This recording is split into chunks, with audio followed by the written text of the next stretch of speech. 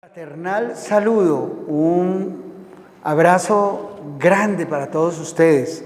Esto es Justicia para Todos con Gilmar Tafur y su equipo de abogados, asociados y también profesionales de apoyo. Un saludo fraternal a la doctora Jenny Orejuela. Un saludo grande, nuestra psicóloga del equipo. También tenemos trabajadora social, tenemos médicos laborales, tenemos peritos en cada una de las áreas del conocimiento. Y es una razón para decirles que ustedes pueden contar con nosotros. Hoy vamos a continuar con el programa que dejamos inconcluso la semana pasada. ¿Y qué decía ese programa? ¿Sobre qué estábamos hablando? La importancia del derecho en cada una de las etapas de la vida del ser humano. Es que el derecho se mete con el ser humano desde que nace, les decía, hasta que fallece, y más allá. Así que es importante, estimados televidentes, que entendamos cómo aún a los que no les gusta el derecho, la Constitución y la ley, esta se mete con ellos, aunque no lo quieran. Entonces les decía que cuando la persona se casa, adquiere unos compromisos, o cuando se convierte en un compañero de hecho, adquiere unos compromisos con la pareja. Y la ley protege estas uniones. Por supuesto que el matrimonio también está protegido en la ley. El artículo 113 del Código Civil colombiano regula todo lo atinente al contrato matrimonial. Y es importante que usted entienda cuáles son los alcances de la convivencia de hecho o de derecho. Cuando hablo de derecho, hablo de la convivencia que tiene fundamento en el matrimonio. Y cuando hablo de hecho, en la simple decisión de las partes de conformar una familia. Esto tiene relevancia de carácter jurídico, es trascendente para el derecho. ¿Por qué? Porque de allí, de esas relaciones, surgen una cantidad de deberes y una cantidad de derechos, que usted los puede reclamar, que usted los puede defender. ¿Y cuáles son esos derechos? Por ejemplo, las parejas que se unen con el propósito de tener una vida en común, con un proyecto de vida establecido, conforman una comunidad matrimonial en el caso de los casados y en el caso de los que se unen de hecho, una comunidad marital de hecho. Como les decía, de ahí se derivan unos deberes y unas obligaciones y unos derechos. ¿Cuáles son los derechos de las personas que viven como pareja con un propósito de vida en común y con un proyecto de vida establecido? ¿Cuáles son esos derechos y cuáles son esos deberes? Está el deber de solidaridad. Los miembros de la pareja, ya sea que estén unidos en matrimonio o no, esos tienen el deber de solidaridad. ¿Y cómo se concibe la solidaridad? La solidaridad se concibe como esa oportunidad que tienen las personas de acompañar al otro en sus necesidades y sus propósitos de vida, de darle apoyo en sus falencias, en sus crisis, de acompañarlo.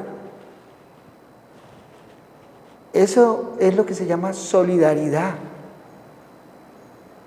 Aportarle, sumarle, multiplicarle en su crisis, en su necesidad. Por tanto, si no se es solidario, se está faltando a uno de los deberes de la comunidad matrimonial o marital.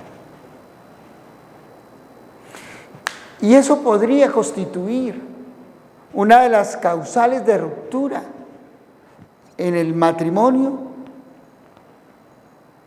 y se trata de la causal segunda, establecida en la Ley 25 de 1992, que es la causal que nos habla del incumplimiento de los deberes de los cónyuges para con el otro, de los deberes de esposos y de padres. Debe haber solidaridad para el sostenimiento del hogar. Debe haber solidaridad y mancomunidad para el sostenimiento de los hijos.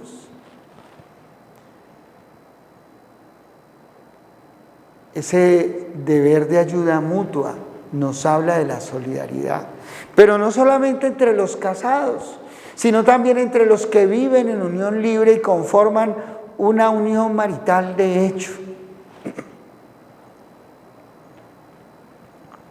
Así que ese deber hay que cumplirlo.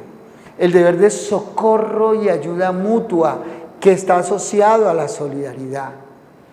El deber de cohabitar y convivir juntos también es uno de los deberes de los miembros que viven en una pareja que tiene un propósito de bien común, ya sea casados o no. Tienen el deber de vivir juntos. Pero hay mucha gente que no lo hace. Y todo eso confluye, nos lleva a el quebrantamiento del deber de solidaridad y por lo tanto una violación directa a la causal segunda de divorcio, que es la Ley 25 de 1992, causal segunda, incumplimiento de los deberes de esposo y padres. También eso puede aplicar para las uniones maritales de hecho. De tal manera, estimados amigos que nos escuchan, que si usted vive en una relación donde no se cumple con ese deber, usted está en desventaja y usted debe replantear las cosas, debe sacar adelante su autoestima, debe cuestionarse si eso es lo que usted se merece, amigo o amiga, y replantear las cosas. Y las cosas continúan en el estado en que están, bueno o malo, porque usted lo permite, porque usted lo tolera. Pues yo le quiero decir que no lo haga. ¿Por qué? Porque eso lo destruye prematuramente. Usted contribuye a su muerte prematura si usted tolera, soporta el abuso del otro.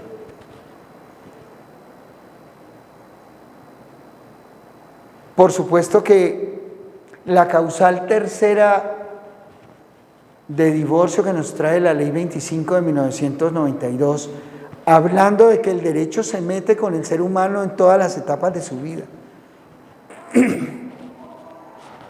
es la causal de maltrato.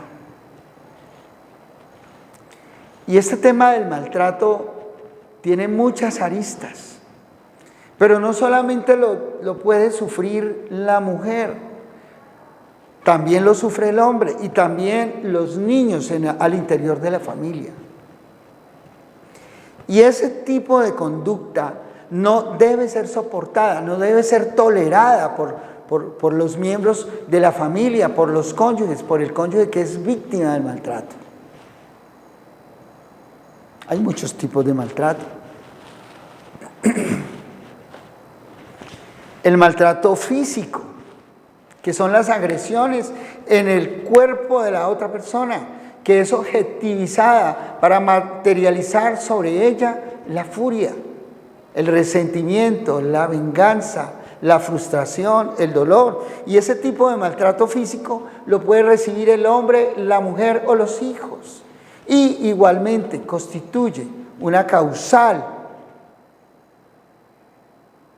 lógica de ruptura de cualquier tipo de relación, de derecho o de hecho. No debemos permitir el maltrato físico al interior de la familia. Los golpes se deben acabar.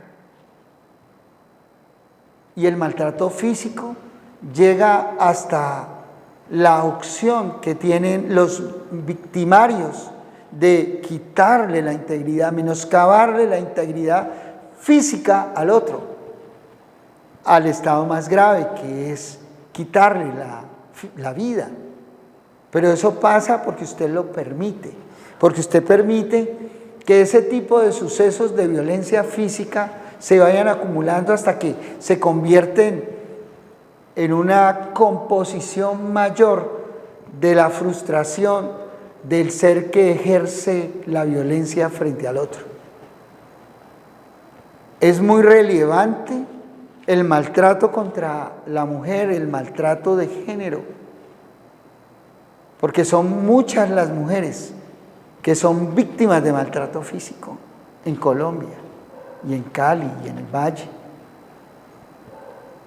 Usted no debe permitir ninguna forma de maltrato físico. Constituye maltrato físico generar lesiones en la humanidad del otro en forma física. Golpes, empujones, pellizcos, estrujones, varios tipos de comportamientos que constituyen el maltrato físico, así como actos sexuales con la pareja que ella no consiente, pero que usted, hombre o mujer, le impone, también es maltrato físico, a menos que constituya una conducta con connotaciones sexuales que ya se va a tratar bajo ese prisma. De tal manera, estimados televidentes, que el derecho se nos atraviesa allí para decirle a todos los miembros de la sociedad que estamos obligados a denunciar el maltrato físico contra cualquier miembro de la familia, hombre o mujer, o niño o niña. No lo debemos tolerar, no lo debemos permitir. Por supuesto que Colombia ha suscrito tratados internacionales que hacen parte del bloque de constitucionalidad. Yo aquí les hablo de algo muy importante: la convencionalización de los procesos y la constitucionalización de los mismos. Y en tratándose de violencia contra las mujeres, existe la Convención Belén do Pará, que Colombia asignó, que Colombia convirtió en una norma de acatamiento para todos los colombianos, para todas las autoridades. Y hablando de convencionalidad, todas las autoridades de Colombia están obligadas a ejercitar el control difuso de convencionalidad y el control de constitucionalidad. Todas las autoridades, me refiero a las 3 ramas del poder público. Ese control difuso lo ejercen todos los funcionarios, deben ejercerlo, so pena de incurrir en violación también de los derechos fundamentales, de los derechos internacionales, de los derechos humanos protegidos por las normas internacionales de derechos humanos, como son la Carta Americana de los Derechos Humanos, la Convención Americana de los Derechos Humanos, la Convención Belén do Pará y todas las normas e instrumentos de carácter internacional que Colombia ha suscrito y que está obligado a cumplir y que lo vinculan para su aplicación. Entonces, les decía que una de las aristas de la violencia, del maltrato, es la violencia física ejercida al interior de la familia. Pero hay otro tipo de violencia más sutil, y se trata de la violencia psicológica. Este tipo de violencia se ejerce sobre el otro o sobre los niños cuando se los minimiza, cuando se los desvalora, cuando se los objetiviza, cuando se los trata como objeto, cuando no se les reconoce su dignidad humana, presupuesto sobre el cual gira todo el tema de los derechos humanos, la dignidad humana. Cuando a un ser se lo trata como una cosa útil o simplemente una cosa, una res nullis, como se decía en el derecho romano, eso es maltratar psicológicamente a alguien, devaluarlo, menoscabarlo, cerrarle las puertas, no dejar que tenga un desarrollo integral, como aquellos o aquellas que no le permitan al otro ser, que no le permiten el libre desarrollo de su personalidad, que no le permiten estudiar porque lo bloquean, porque lo minimizan en sus capacidades, porque le dicen incapaz, inepto, inútil, ya estás muy viejo para hacer esas cosas.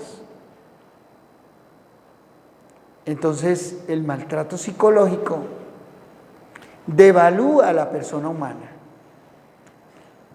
La devalúa en cuanto a su sentir interior, en cuanto a su introspección, y lo descategoriza. Y ese es el objetivo precisamente del maltratador, del victimario, quitarle categoría al ser al cual objetiviza y sobre el cual ejerce maltrato de carácter psicológico. Frente al maltrato de carácter psicológico, tenemos que existe la causal tercera de la Ley 25 de 1992 para que ustedes la puedan alegar como causal de divorcio o de separación. Pero además de eso, la posibilidad de que usted acuda ante las autoridades correspondientes, pertinentes, a formular la denuncia penal por el delito de violencia intrafamiliar. Porque ese maltrato que se ejerce sobre cualquier miembro de la familia le hace mucho daño de carácter psicológico, lo anula. Y cuando hay maltrato, si usted tiene que separarse de esa persona, usted puede pedir las indemnizaciones a que haya lugar, o puede también pedir como sanción para el maltratador, óiganlo bien, que se le condene al pago de alimentos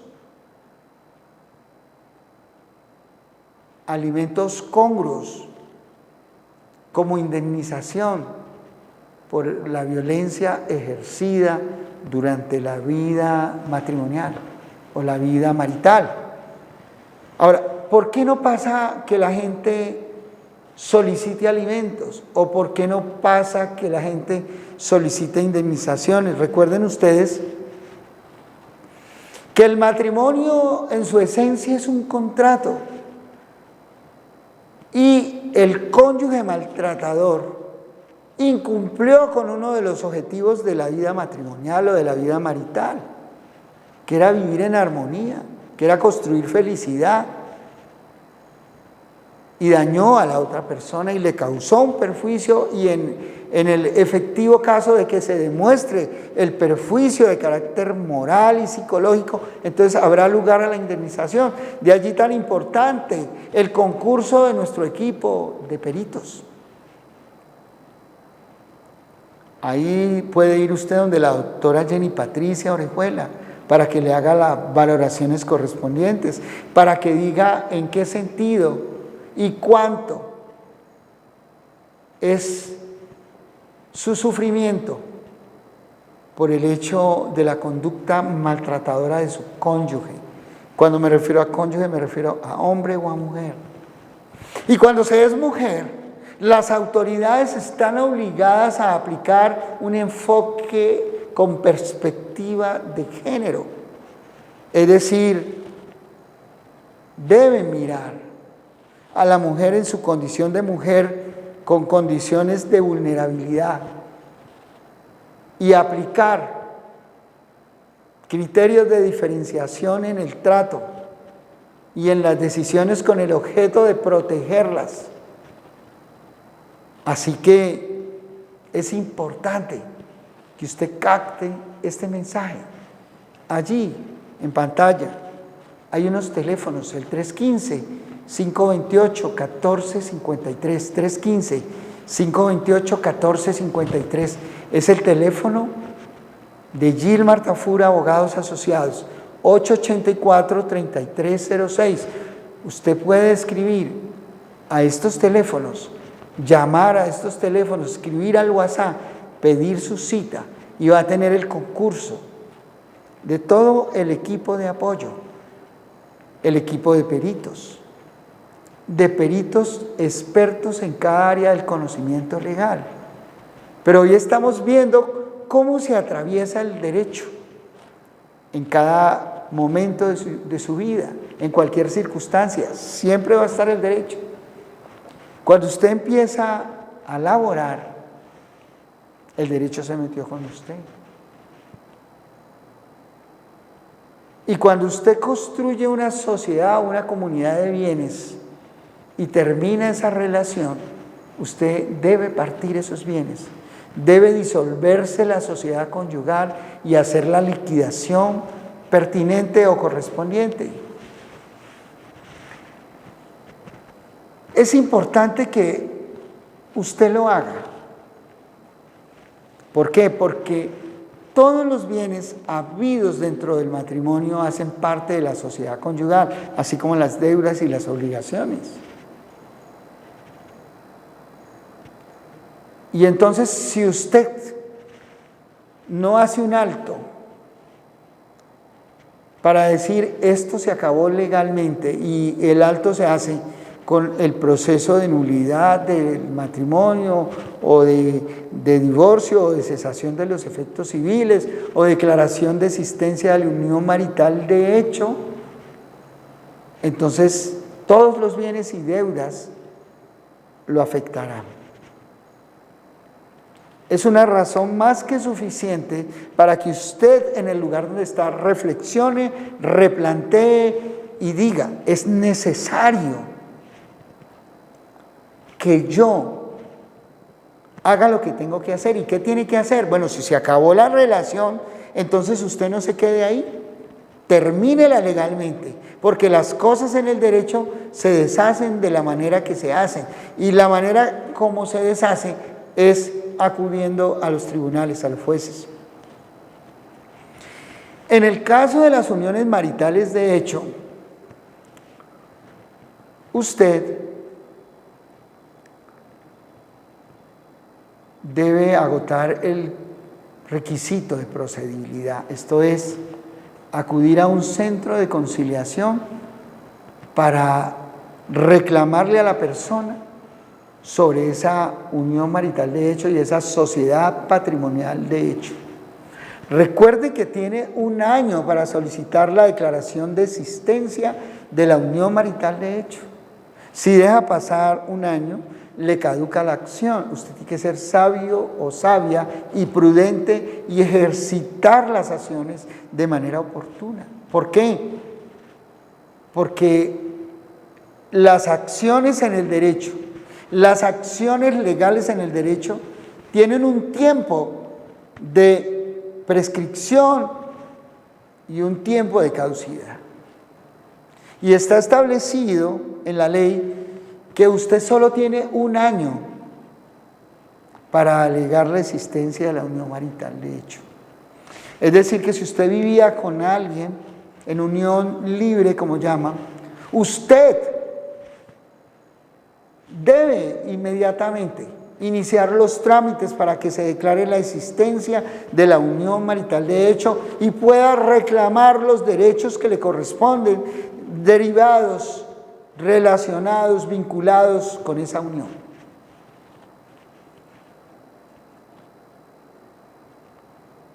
Entonces, ¿cuánto es el tiempo que tiene? 1 año. En tratándose de la disolución de los matrimonios, estos se disuelven por la muerte de uno de los cónyuges,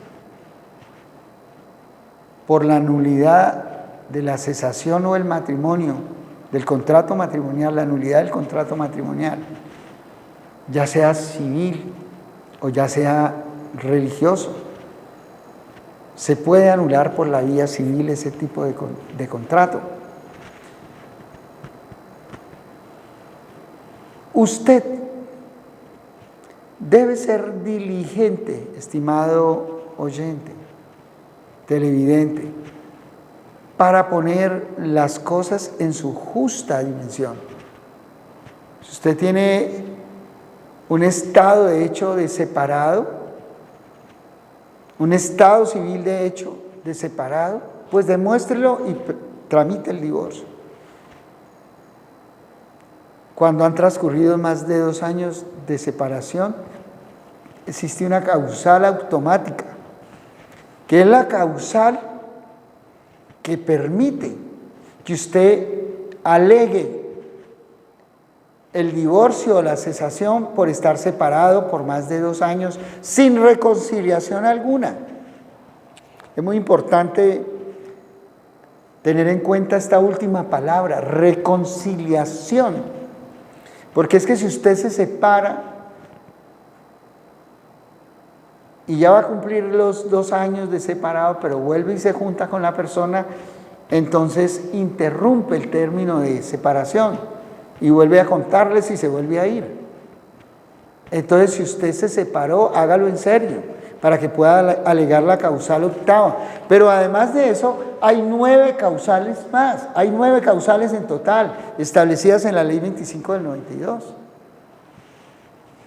Como es la causal primera, la causal de infidelidad, la causal de incumplimiento de los deberes de esposo y padre, el maltrato, el consumo de bebidas alcohólicas, que llama embriaguez habitual, cuando se consumen bebidas alcohólicas de manera sistemática y eso impide el desarrollo normal de una relación marital o de pareja. 9 causales en total, incluyendo el mutuo acuerdo de las partes. Entonces, el derecho se mete con nosotros siempre. Y entonces, si usted se separó, usted puede pedir el embargo de las prestaciones sociales de su cónyuge para que haga parte del haber de la sociedad conyugal o del haber de la sociedad patrimonial de hecho. Él lleva 30 años trabajando o ella.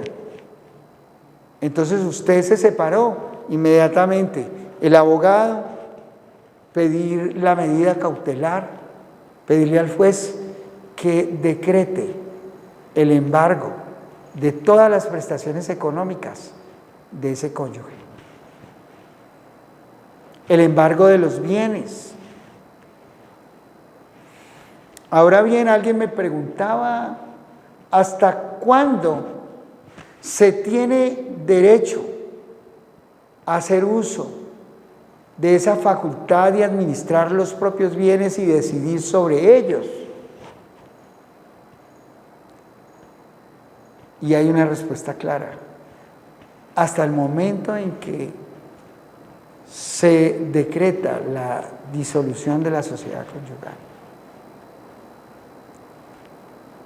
porque la sociedad conyugal nace en el momento en que la pareja se separa. Es decir, que al presentar la demanda, usted le pone un límite a la capacidad de autonomía del cónyuge para que siga administrando libremente sus bienes en el sentido aún de poder enajenarlos. Porque hay gente que sabe que cuando lo van a demandar alcanza a vender sus bienes, que van a demandar el divorcio.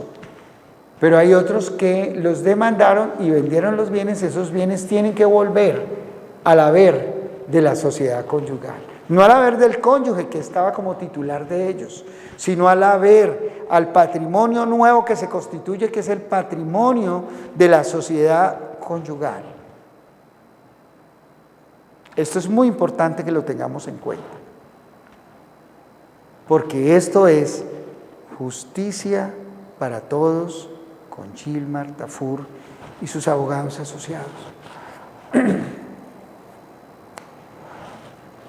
Viene el matrimonio, viene funcionando, nacen los hijos, hay unos deberes, pero si hay ruptura, entonces vienen unos procesos para proteger a los menores, proteger los derechos de los menores, que son considerados como fundamentales, artículo 44 de la Constitución Nacional. Esos derechos de esos menores hay como protegerlos y hay acciones establecidas en el Código de Infancia y Adolescencia y que tienen raigambre de carácter constitucional. Existe el derecho que tienen los menores a que haya un cuidado personal sobre ellos, que los mayores los cuiden y los protejan.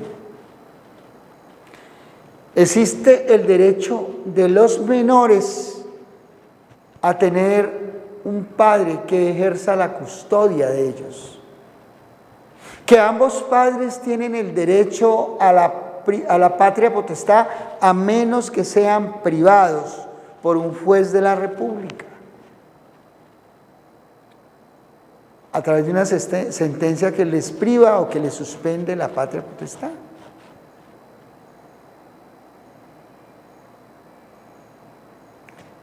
De tal manera que volvemos a decirles, a repetirles, mire, el derecho está metido con nosotros en todos los momentos. Tiene una vida de familia y la vida de familia se protege con el derecho de familia, pero cuando su vida se convierte en vida laboral, existe una rama del derecho que protege las relaciones obrero-patronales, que es la rama del derecho del trabajo o del derecho laboral, y los protege de los abusos que se puedan cometer en las relaciones obrero-patronales. Por eso se han establecido diferentes procedimientos para protegerlos. Existe, por ejemplo, un trámite disciplinario obligatorio en el régimen laboral colombiano, de tal manera que no podrá el empleador despedir a su trabajador de manera caprichosa. Recuerden que las relaciones obrero-patronales no son relaciones igualitarias, porque el empleador tiene el poder, porque tiene la fuerza, tiene la fuerza de trabajo a su disposición, tiene la maquinaria, tiene los recursos económicos. En cambio, el empleado solamente tiene sus manos para brindárselas en arrendamiento a su empleador. Por eso, Colombia ha suscrito tratados de carácter internacional para proteger los derechos de los trabajadores. Por eso los procesos laborales se pueden constitucionalizar también. se pueden convencionalizar también. Y es lo que de continuo hacemos en nuestra práctica jurídica en defensa de las personas que acuden a nuestro bufete de abogados. Recuerden ustedes que estamos en todo el país, principalmente en Bogotá, Cali, Pasto, la costa caribe colombiana, el eje cafetero y el Pacífico colombiano. Y es un grupo de abogados selectos, expertos en diferentes áreas del conocimiento, que podemos ayudarles y gestionarles y pelear sus justas causas hasta las últimas consecuencias. Es un ejercicio de estudio, un ejercicio de investigación, un ejercicio de conocimiento, de ejercicio de la ciencia e investigación del derecho con aplicación de los más altos estándares del conocimiento legal. Entonces, recordar que cada área de nuestra vida tiene que ver con el derecho. Ahí está la familia creciendo y está el derecho fundamental a la formación, a la libertad de escoger profesión, oficio, de educarse. Pero también, aliado a este derecho, la obligación de poder producir, trabajar. Y esos derechos son derechos fundamentales que se protegen también. Se protegen con la Constitución, con la Convención. Y ustedes deben ejercitarlos, deben procurar que no se les vulneren esos derechos, porque hay herramientas para defenderlos. Existe el derecho a la igualdad de oportunidades, al derecho a la inclusión, tantos derechos que deben pasar por el reconocimiento del Estado en favor de las familias, en favor de las personas, pro homine, pro derechos del ser humano, el ser humano como ser digno, que necesita unas condiciones dignas de reconocimiento de su personalidad jurídica. Pero a veces no entendemos nosotros. Y por eso, además de las diferentes áreas y especializaciones del derecho, la Constitución de 1991 nos trajo la acción constitucional de amparo, o conocida también como acción de tutela de los derechos fundamentales. Y con esta acción se aplica y se debe aplicar el ejercicio de la excepción de inconstitucionalidad por violación de derechos fundamentales. Esto lo deben saber, estimados televidentes y oyentes.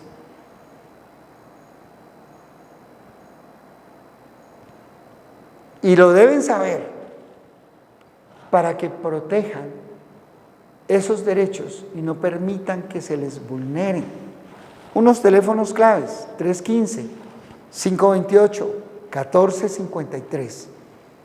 315-528-1453. Esto es justicia para todos, con Gilmar Tafur y sus abogados asociados. Justicia para todos. Y hablar de justicia es esa posibilidad que usted tiene, estimado televidente, de tener acceso a ella. Usted debe tener acceso a la justicia.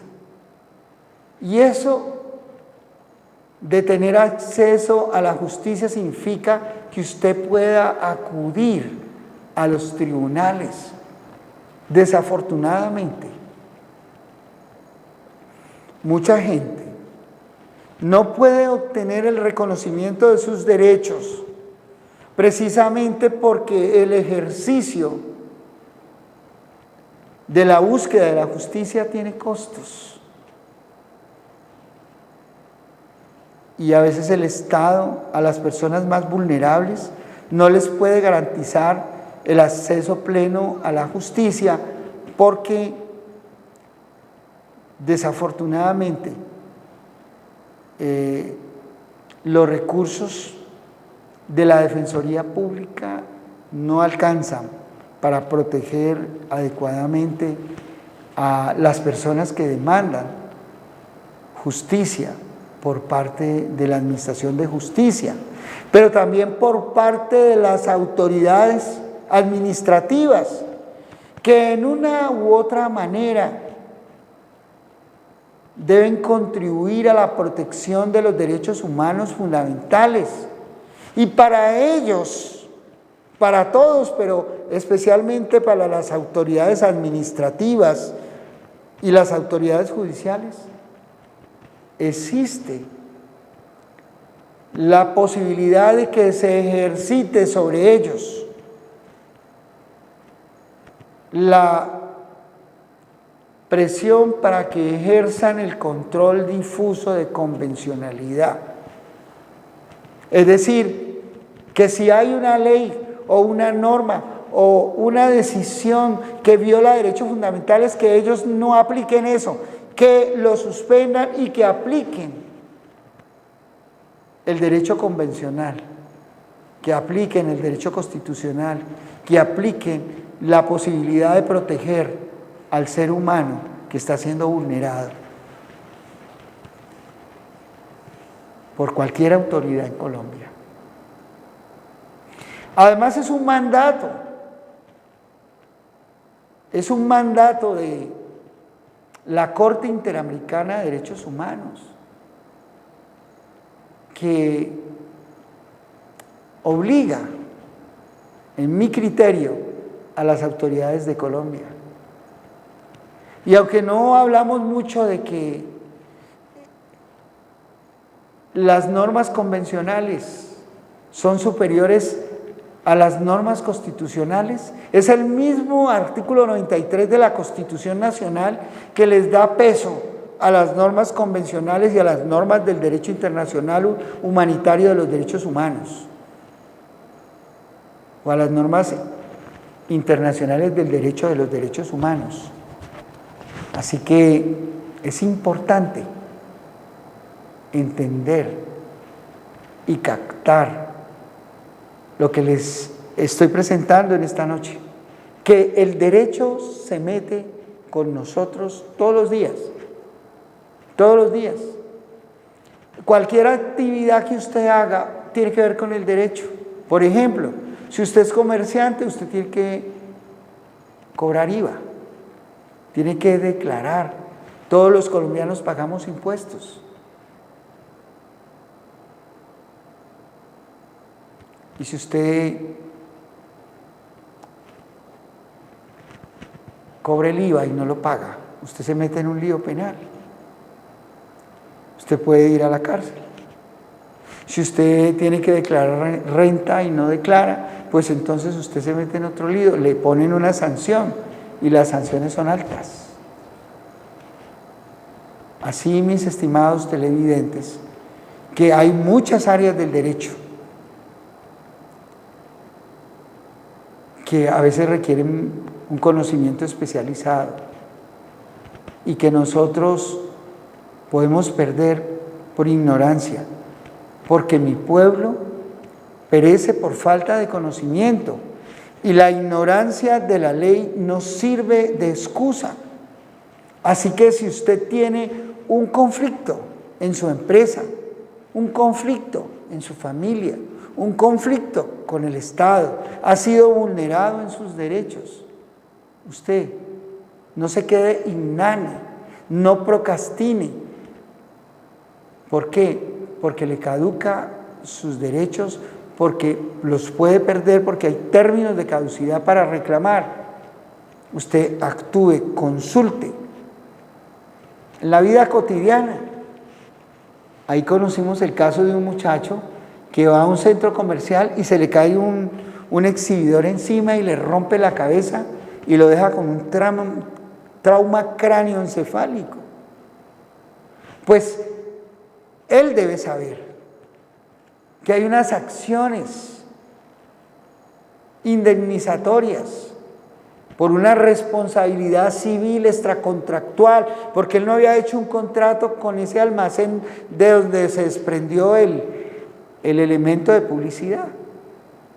Pero como estaba exhibido en el almacén y estaba mal colocado y se cayó y lo lastimó, ese almacén debe responder. Y si ese almacén está amparado por una compañía de seguros, esa compañía debe responder. Por eso la importancia de este programa. Ustedes dirán, bueno, Gilmar en esta ocasión se vino tratando un poco de temas y lo ha hecho en 2 sesiones, en 2 programas seguidos. Pues es para señalarles a ustedes la relevancia de que ustedes acudan a la asesoría jurídica temprana, para que sus derechos no les caduquen, no les prescriban. Y entonces, si ustedes lo hacen de manera oportuna, van a tener la oportunidad de ser reparados, de ser indemnizados en los casos que le acabo de plantear. En los casos, por ejemplo, de familia, si usted no interpone la declaración de existencia marital, de hecho tiene 1 año para hacerlo, entonces ya no puede acudir a ese tipo de acción, tendría que buscar otro tipo de acción. Por ejemplo, si usted construyó un patrimonio con una dama y se le venció el tiempo para declarar la unión marital, usted ya tiene que acudir a otro tipo de proceso. ¿Cuál proceso? La declaración de existencia de una sociedad patrimonial, de hecho. Tiene que probar la existencia. Entonces, no echen en saco roto el conocimiento del día de hoy, compartirlo y acudir temprano a las citas, fijar citas, buscar equipos legales. Hoy los abogados no son llaneros solitarios, tienen equipos legales. Y Gilmar Tafur Abogados Asociados es una firma que tiene un equipo legal, pero también tiene un equipo de apoyo que ejerce el conocimiento científico sobre la prueba, porque dame los hechos y te daré el derecho. Es necesario probar los hechos que se alegan y probarlos con la prueba idónea, conducente y pertinente. Y eso se hace con el apoyo de expertos en diferentes áreas del conocimiento. Por supuesto que si usted cree tener un derecho, ese derecho se sustenta en unos hechos y usted tiene que alegarlos, y usted los alega a través de una procuraduría judicial que ejercemos nosotros, los que litigamos en favor de causas justas como la que usted quiere presentar. Así que usted cuenta con nuestro bufete de abogados, más de 40 años ejerciendo con decoro, con probidad, con excelencia este sagrado ejercicio de la litigancia, de la defensa de la justicia y del derecho. El Señor los bendiga y los guarde y los llene de su paz. Que Dios nos proteja. Bendiciones mil. Les habló Gilmar Tafur y sus abogados asociados. Bendiciones mil.